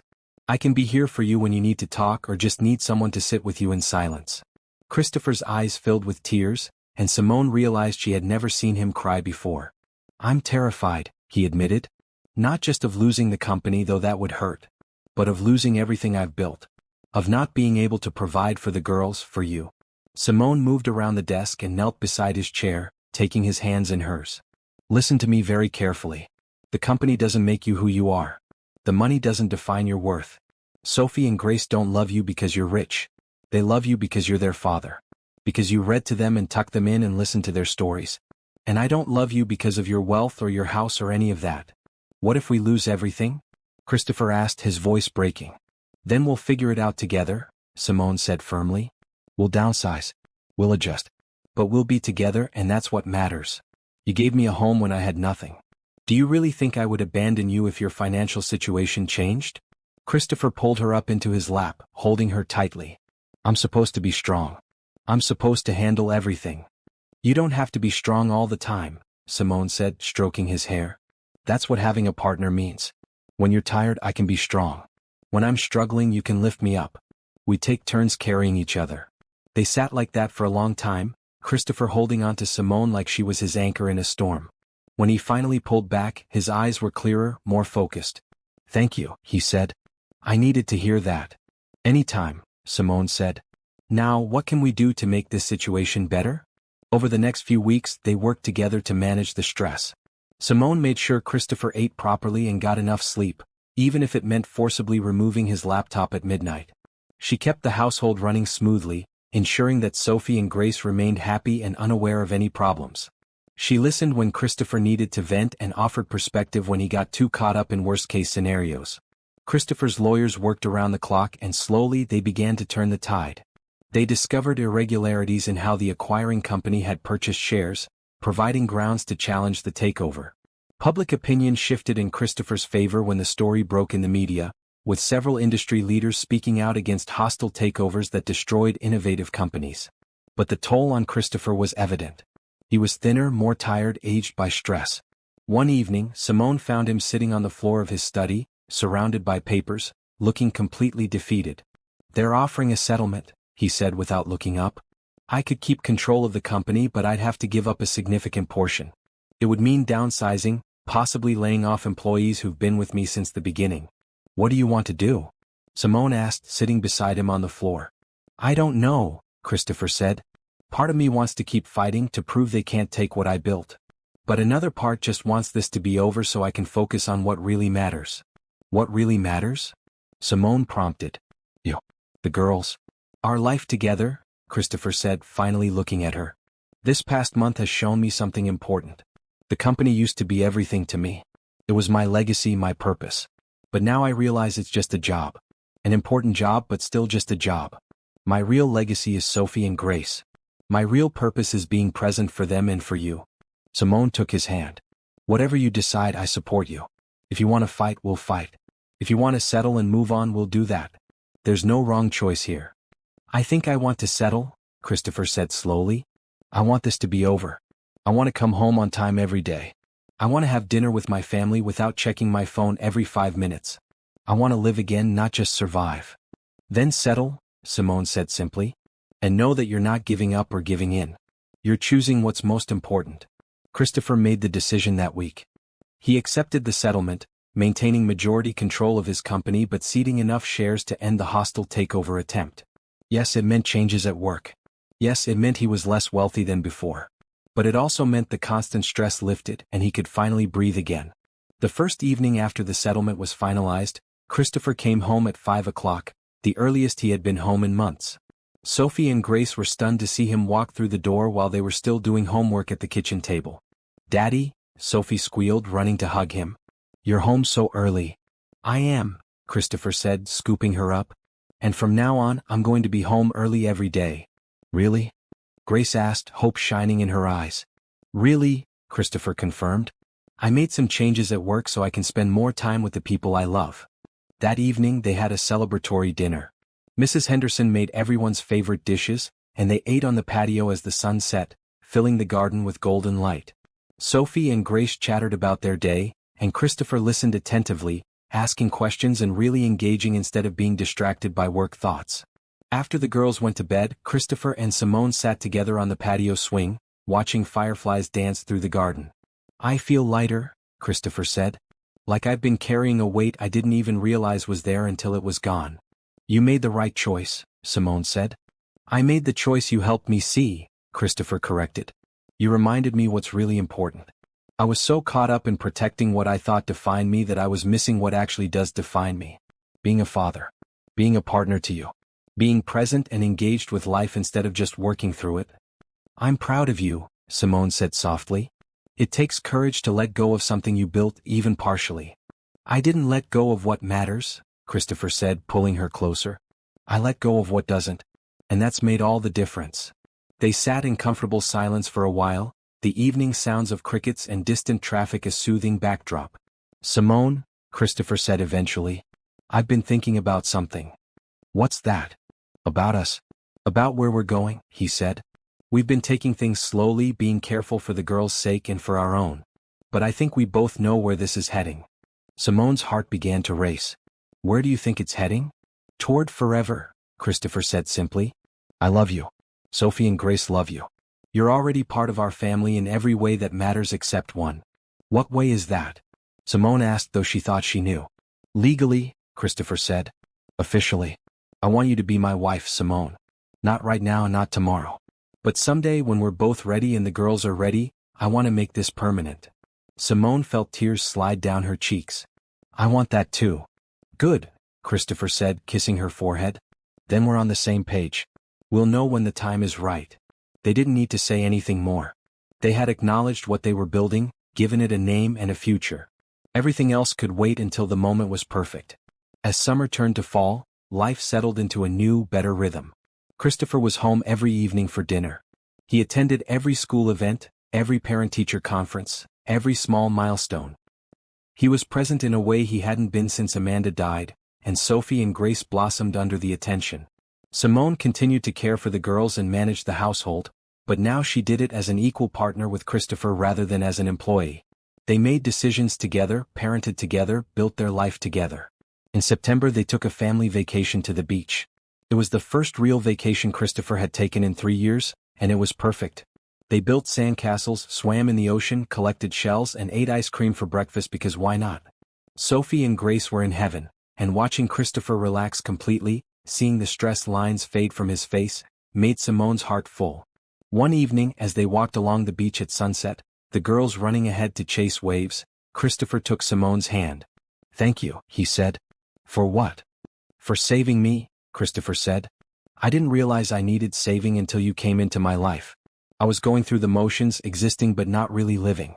You changed that. You brought joy back into my life, into our home. You gave me permission to put my family first instead of my work. You made me remember what really matters. You saved me too, Simone reminded him. We saved each other. Then we're even, Christopher said with a smile. They walked in comfortable silence, the sound of the ocean and their daughter's laughter the perfect soundtrack to this moment. Simone thought about how far she had come from that terrible day at the chapel. How Brandon's betrayal, which had felt like the end of everything, had actually been the beginning of something beautiful. She had lost a man who didn't value her and gained a family who loved her unconditionally. She had lost a wedding and gained a home. She had lost her planned future and discovered something infinitely better. As the sun set over the ocean, painting the sky in shades of orange and pink, Simone squeezed Christopher's hand and sent up a silent prayer of gratitude. For second chances. For unexpected blessings. For love that grows slowly and roots deeply. For family in all its forms. And for being exactly where she was meant to be, with exactly the people she was meant to be with. 6 months had passed since their beach vacation, and life in the Grant household had never been better. It was now early spring again, almost a full year since Brandon had shown up at their door. Simone barely thought about him anymore, and when she did, it was with a sense of gratitude rather than pain. Sophie and Grace would turn 7 soon, and they were planning a birthday party. The girls wanted a garden party with their friends from school, and Simone and Christopher had been working together on the details. It would be the first big event they hosted as a couple, and Simone felt a mixture of excitement and nervousness. One Tuesday afternoon, Christopher came home early with a mysterious smile on his face. "Girls," he called as he walked through the door. "Miss Money. Can everyone meet me in the living room?" Sophie and Grace abandoned their homework and ran to their father. Simone followed more slowly, wondering what this was about. Christopher never came home this early on a weekday without calling first. "I have a surprise," Christopher announced once they were all gathered. "We're going somewhere special this Saturday." "Where?" both girls asked in unison. "It's a secret," Christopher said, his eyes twinkling. "But I promise you'll love it. We'll leave right after breakfast." The girls spent the rest of the week trying to guess where they were going. The zoo? An amusement park? A museum? Christopher refused to give any hints, maintaining the suspense with obvious enjoyment. On Saturday morning they all piled into the car, the girls in their favorite dresses, red and blue as always. Simone wore a beautiful green sundress, and Christopher was casually elegant in dark slacks and a white shirt. As they drove, Simone began to recognize the route. Her heart started pounding when she realized where they were going. "Christopher," she said quietly, "is this?" "Trust me," he said, reaching over to squeeze her hand. They pulled up to Riverside Chapel, the same chapel where Simone's wedding was supposed to have taken place. The same chapel where her world had fallen apart and unknowingly come back together. "Why are we at a church?" Grace asked, confused. "You'll see," Christopher said, helping the girls out of the car. They walked through the chapel grounds to the garden in the back, the same garden where Christopher had first made his proposition to Simone. It had been transformed. White chairs were set up in neat rows, facing an arch covered in flowers. Soft music played from hidden speakers. And standing near the arch were Eleanor Grant, Mrs. Henderson, and a small handful of people Simone recognized as Christopher's closest friends and business associates. "What's happening?" Simone asked, her voice shaking. Christopher turned to face her, taking both her hands in his. Sophie and Grace stood beside them, their faces alight with excitement and a secret knowledge. "Simone," Christopher began, his voice steady but full of emotion. "A year ago you stood in this place at your lowest moment. A man who didn't deserve you broke your heart and shattered your dreams. But in that moment of complete devastation, you showed grace and dignity. You held yourself together when everything was falling apart." Simone felt tears already starting to fall. "I was here that day," Christopher continued. "I saw your strength. I saw your kindness. And I knew, somehow I knew, that you were exactly what my daughters needed. What I needed, though I didn't realize it yet. So I made you an offer. A practical arrangement that would benefit us both." He smiled, his eyes never leaving hers. "But what started as practical became so much more. You didn't just become a caregiver to Sophie and Grace. You became their mother in every way that matters. You brought love and laughter back into our home. You helped me remember how to live instead of just exist. You showed me that it's okay to put family first, that success isn't measured in profits or achievements but in the happiness of the people you love." Christopher released one of her hands and reached into his pocket, pulling out a small velvet box. Simone gasped, her free hand flying to her mouth. "I love you," Christopher said, opening the box to reveal a simple but beautiful diamond ring. "I love everything about you. Your kindness, your strength, your patience, your laughter. I love how you care for my daughters as if they were your own. I love how you support me even when I'm being stubborn or scared. I love the home you've helped us build." He got down on one knee and Sophie and Grace moved to stand on either side of him, their small hands on his shoulders. "We need you, Miss Money," Sophie said, her voice clear and certain. "We need a mommy," Grace added. "And we want it to be you." Christopher looked up at Simone with tears in his eyes. "Simone Walker, will you marry me? Will you officially become part of this family?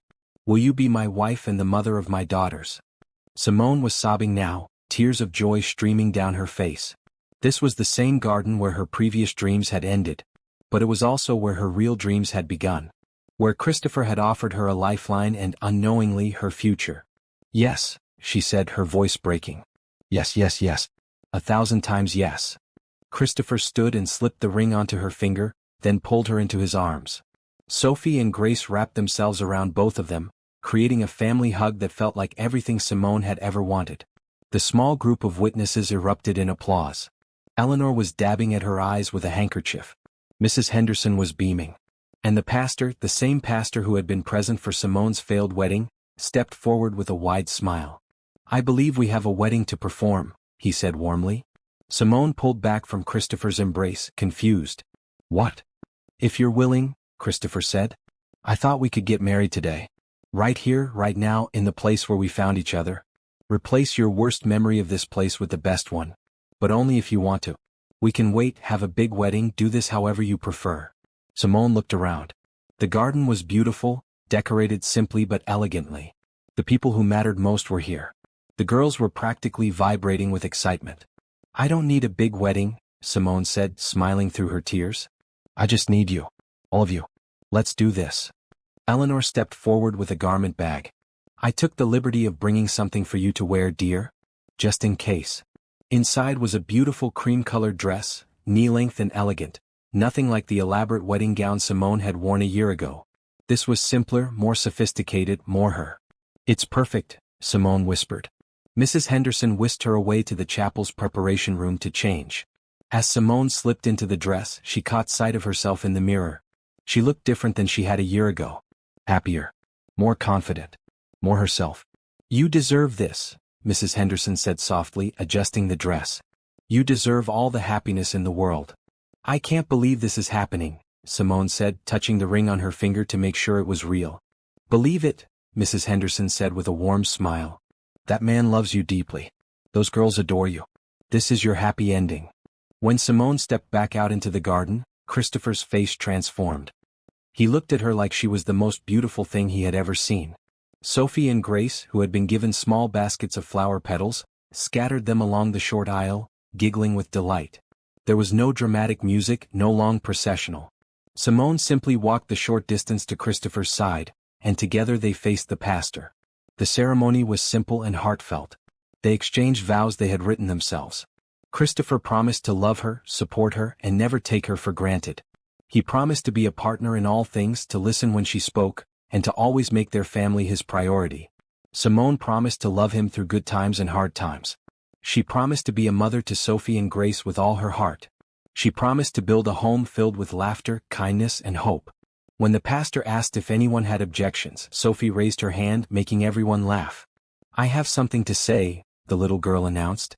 "Miss Money, I'm really happy you're going to be our real mommy. You're the best." "Me too," Grace added. "We love you so much." There wasn't a dry eye in the garden. The pastor smiled and continued. "By the power vested in me, I now pronounce you husband and wife. Christopher, you may kiss your bride." Christopher cupped Simone's face in his hands and kissed her softly, sweetly, a promise of forever. When they pulled apart, they were both crying and laughing at the same time. "I present to you Mr. and Mrs. Grant," the pastor announced, "and their beautiful family." Sophie and Grace rushed forward, and Christopher and Simone knelt down to embrace them. The four of them held each other, a complete family circle. The celebration afterward was small but perfect. They had cake in the chapel's garden room, took photos among the flowers, and spent the afternoon simply being together. Eleanor pulled Simone aside at one point. "Welcome to the family officially," she said, hugging her new daughter-in-law. "I'm so glad Christopher found you. Or rather, that you found each other." "Thank you for accepting me," Simone said. "For giving me a chance." "My dear, you've been family for months," Eleanor said. "Today just made it legal." As the afternoon wound down and they prepared to go home, Simone stood in the garden where it had all begun, Christopher's arm around her waist. "Do you have any regrets?" he asked softly. Simone thought about Brandon, about that terrible day a year ago, about all the pain and humiliation she had endured. Then she looked at Christopher, at Sophie and Grace playing nearby, at the ring on her finger. "Not a single one," she said honestly. "If I could go back and change what happened that day, I wouldn't. Because it led me here. To you. To them. To this life we've built together." "I feel the same way," Christopher said, kissing her temple. "Every hard thing I went through, losing Amanda, struggling alone, feeling lost, it all led me to that day in the chapel. To finding you when you needed someone and I needed someone. We saved each other." They drove home as a married couple, Sophie and Grace in the back seat singing songs, deliriously happy. When they arrived at the mansion, now officially Simone's home in every legal sense, Christopher carried her over the threshold as the girls cheered. That evening, after Sophie and Grace were finally settled in bed, still talking excitedly about the day, Christopher and Simone sat together on their bedroom balcony, looking out over the gardens bathed in moonlight. "Mrs. Grant," Christopher said, testing the name. "I like the sound of that," Simone replied, snuggling closer to him. "I have something to tell you," Christopher said, a smile in his voice. "What's that?" "I've been thinking about the company," he said. "About work-life balance. And I've decided to promote my second-in-command to CEO. I'll stay on as chairman of the board, but I won't be running day-to-day operations anymore." Simone pulled back to look at him. "Really?" "Really," Christopher confirmed. "I've spent too many years working nonstop. I don't want to miss any more of Sophie and Grace's childhood. And now that I have you as my wife, I want to actually spend time with you. Build our life together. Maybe even—" He paused, looking suddenly nervous. "Maybe even add to our family if that's something you'd want." Simone felt her heart overflow with joy. "You mean a baby?" Christopher said. "Sophie and Grace have been asking for a little brother or sister. And I would love to have a child with you to build our family even bigger. But only if you want that. No pressure." "I want that," Simone said immediately. "I want everything with you. More children, more life, more love, more of building this beautiful family we've started." They kissed, and it felt like sealing another promise. Not just a promise between the two of them, but a promise to Sophie and Grace, to their future children, to the family they were creating together. Later, as Simone lay in bed beside her husband for the first time, she thought about the incredible journey she had been on. 1 year ago, she had been standing in a wedding dress, watching her dreams crumble. She had felt like her life was over, like she would never recover from the humiliation and heartbreak. But she had recovered. More than that, she had thrived. She had found a family when she thought she would always be alone. She had found purpose when she felt worthless. She had found love when she thought her heart was too broken to ever love again. Brandon's rejection, which had seemed like the worst thing that could ever happen, had actually been the best thing. It had freed her from a relationship that would have made her miserable. It had pushed her into Christopher's path at exactly the right moment. It had led her to Sophie and Grace, two little girls who needed a mother as much as she needed to be needed. Everything had worked out exactly as it was supposed to.